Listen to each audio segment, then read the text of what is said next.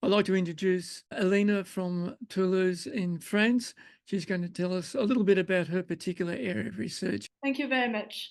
So yeah, I'm a PhD student from France. I'm going to get into a bit more details on one specific experiment that we have been doing with the hives that you are actually taking care of at Monash University last summer with Scarlett. So we kind of wondered, does number really matter for honeybees? So as Scarlett told you, we know that they are somehow able to count, but we wanted to know, okay, if they had the choice to base their evaluation on different cues, would they still use the concept of numbers? So we know that numerical cognition can be quite complex. For example, here is a picture of the last Medai Fields, which is a Nobel Prize in mathematics, which I even do barely understand the title. However, we know that these complex cognitive skills are based on a more basic skill, which we are calling the number sense, and which is an intuitive understanding of numbers as concepts, and which is independent from the age or the culture in humans. We know that in primates, this number sense is based on the activity of specific neurons in our brain that we call number neurons. So these neurons are tuned to a specific numerosity. So basically, here, for example, if we have two number neurons, one will increase its firing rate when we see two objects, whatever the type of objects that we see, while the other one is remaining silent.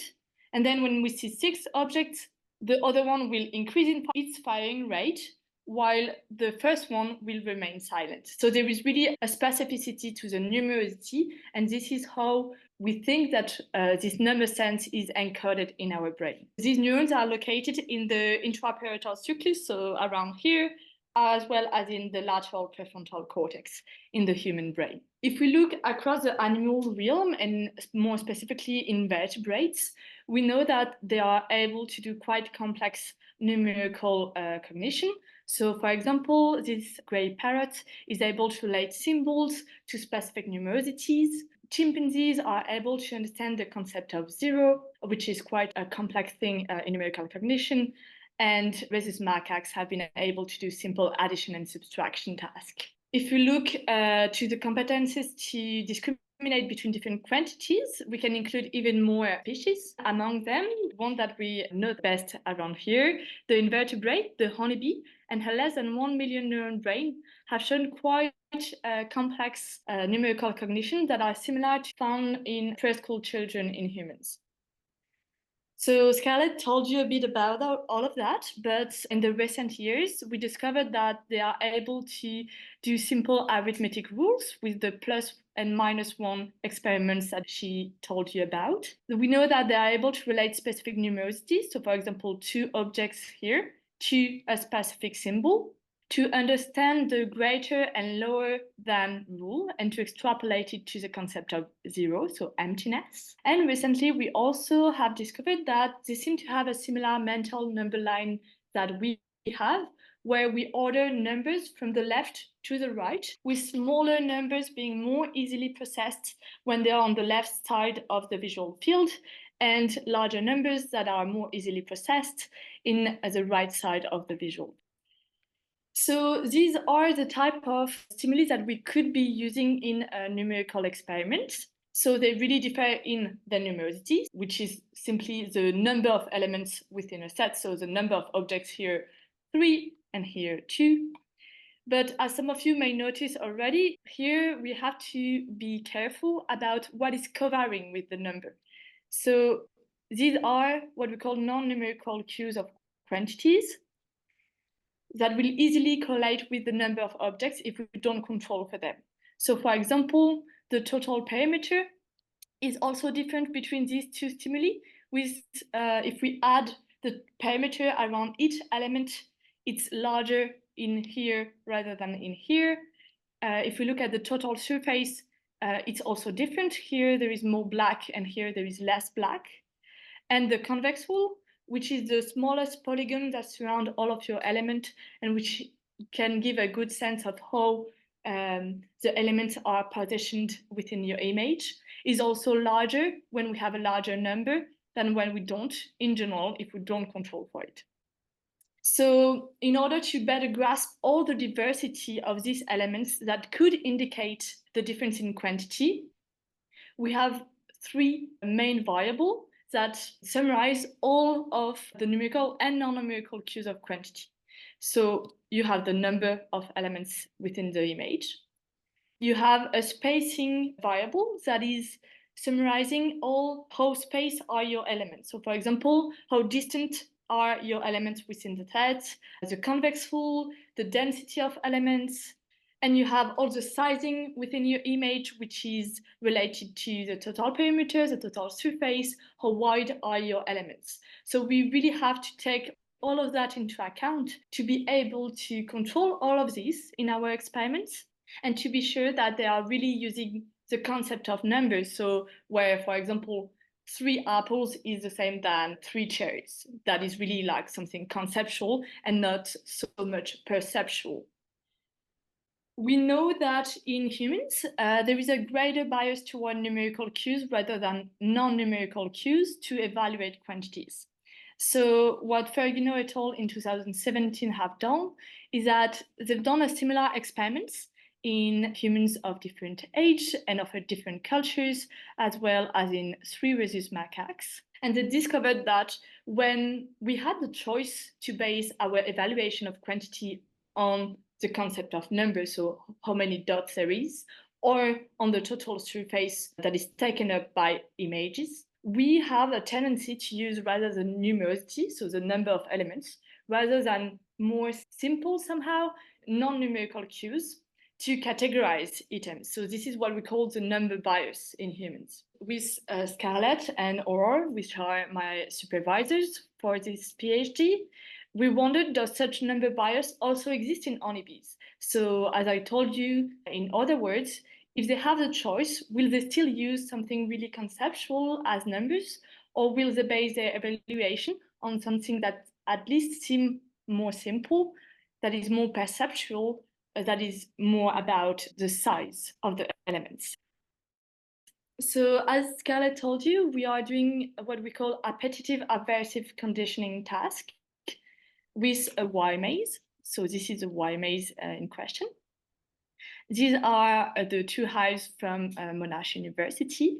And what happened is that on the morning I arrive and I take a forager honeybee from this feeder, bring her to my apparatus, and then, as Scarlett told you, they are doing back and forth to the hive during the whole day where I'm training them to discriminate specific images.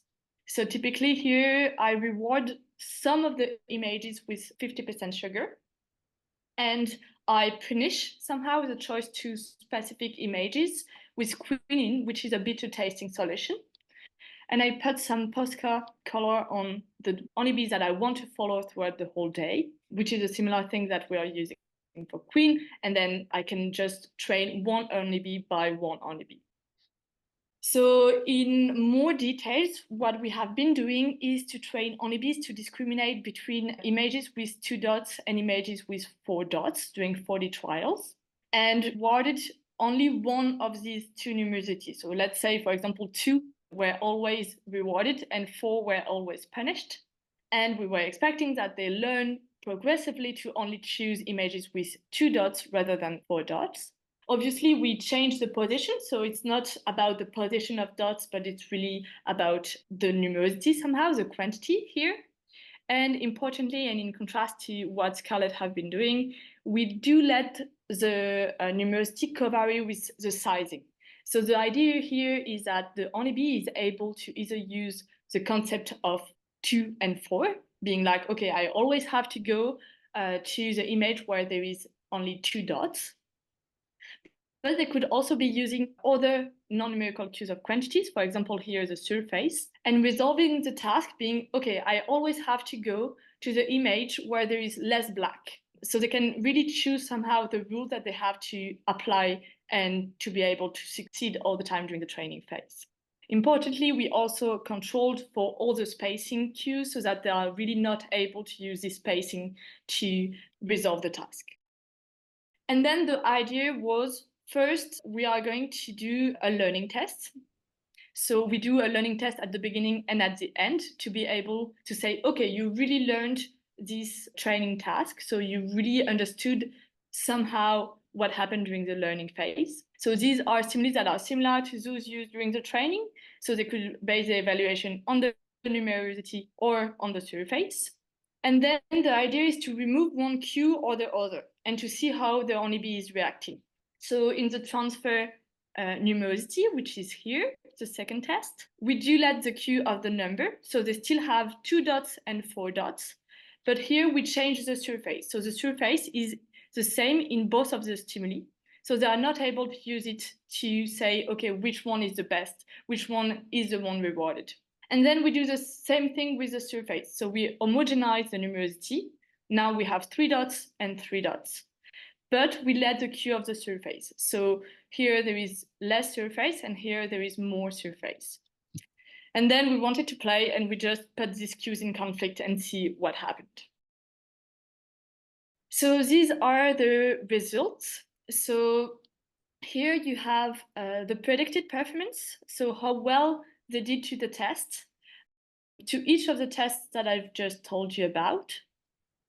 With each dot represent the behavior of one specific honeybee. So how well, for example, this honeybee performed really well to the learning test. And 0.5 is choosing at random. So when it's about 0.5, so like these ones, they choose as much the 2 than the 4. So at that point, we think that really didn't have really learned the task. So what we can see first is that the 2 learning tests that we have done, they did significantly, so they really were able to understand the task. And then in the transfer numerosity, when there were only the numerical cue, they were still able to choose, for example, the 2 rather than the 4, and really were able to resolve the task.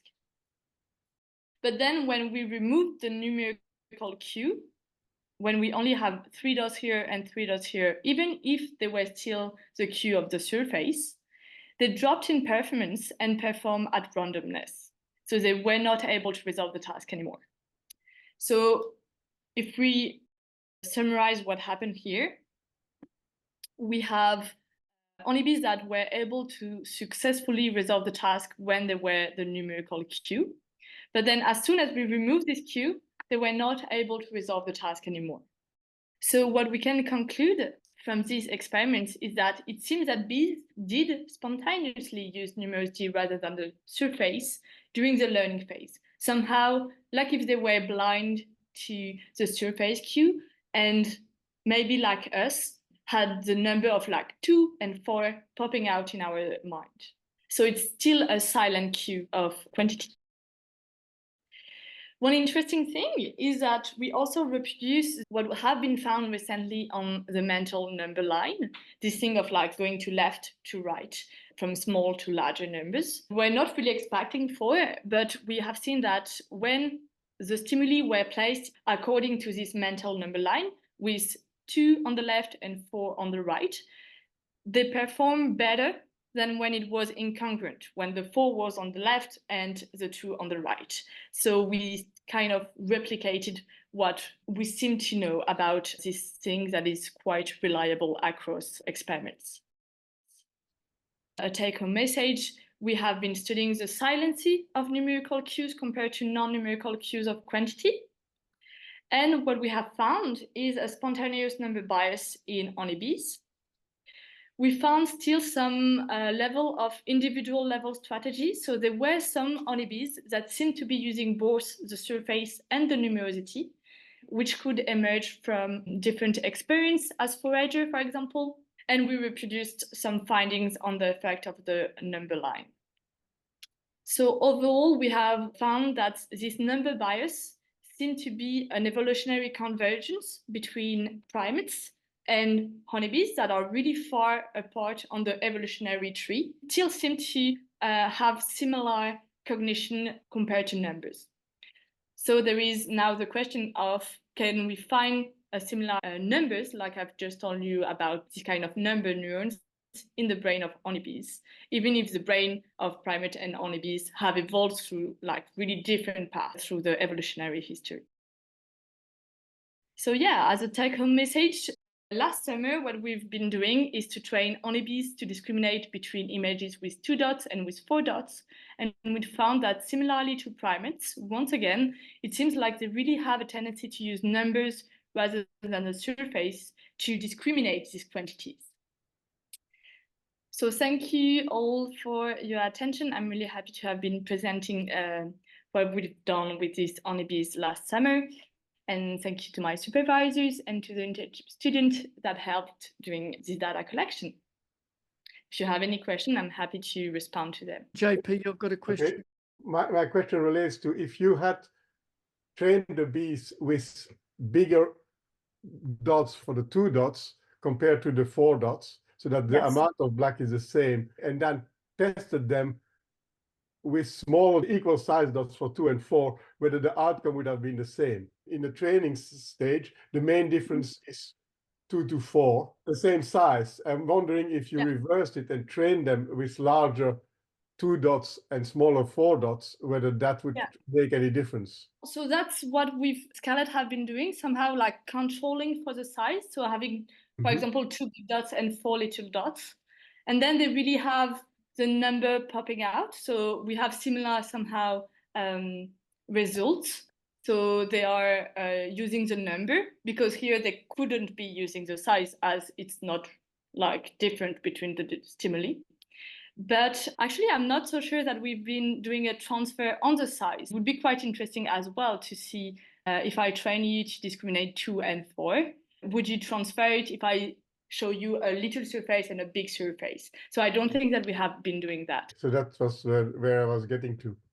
I would predict yes, but I don't think that we have been doing that yet. Okay, thank you. So thank you very much. Quite interesting question. Thanks, Elena, for your presentation and for sharing the results of your recent experiments at the Monash University apiary.